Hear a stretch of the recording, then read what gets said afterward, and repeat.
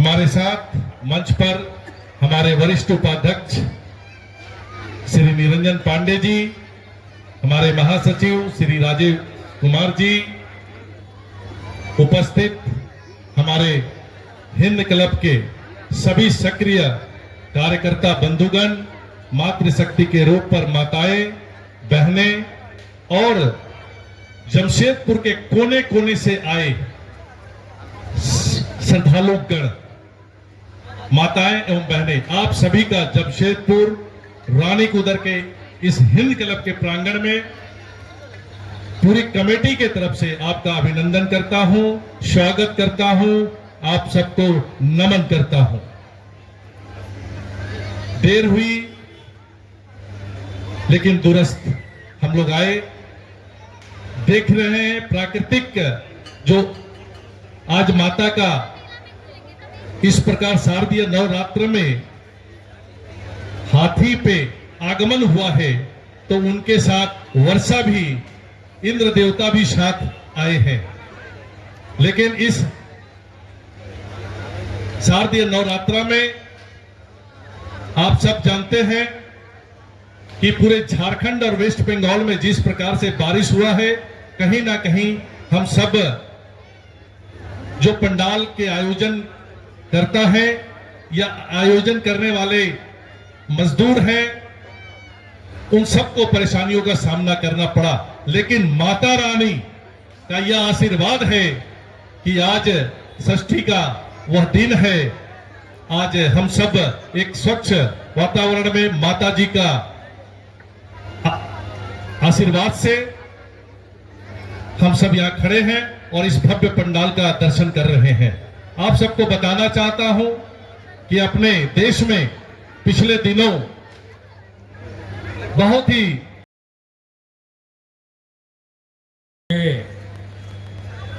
Hind club रानी कुदर के अध्यक्ष हमारे सहयोगी भाई नंजी प्रसाद, इस क्लब के सचिव भाई राजेश जी, भाई निरंजन पांडे जी, चंदन प्रसाद जी, राम पुकार जी,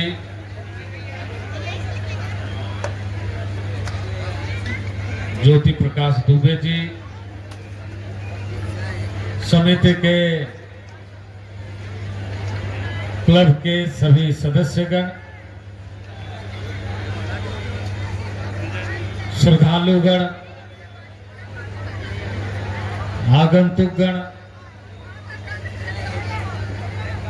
देवी के प्रति आस्था रखने वाले असंख्य लोग जो लगातार कतारों में रहकर माता रानी के दर्शन कर रहे, ऐसे सभी भक्तगण सुरक्षा के कार्य में लगे हुए, सेवा के कार्य में लगे हुए, ऐसे सभी मेरे प्रियजनों, देवी एवं सज्जनों और मित्रों, हिंद क्लब ने इस बार इस दुर्गा पूजा के अवसर पर एक अभूतपूर्व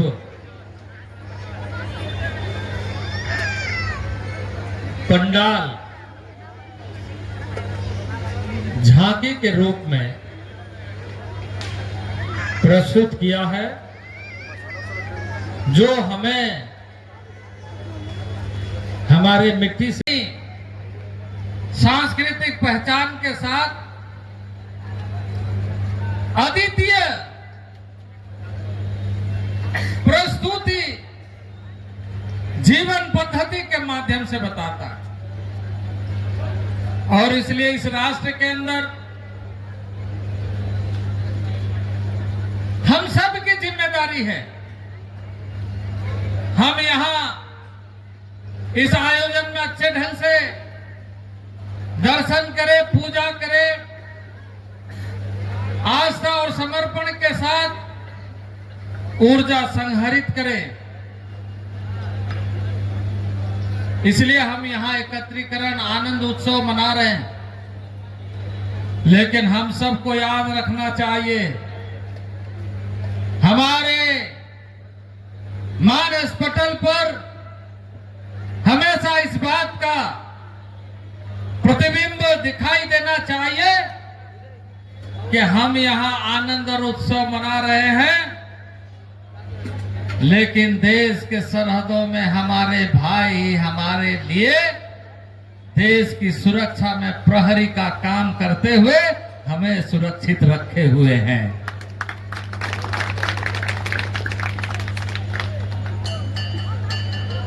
देश में आप सबके आशीर्वाद से सेवा करने का, देश को समझने का, देश को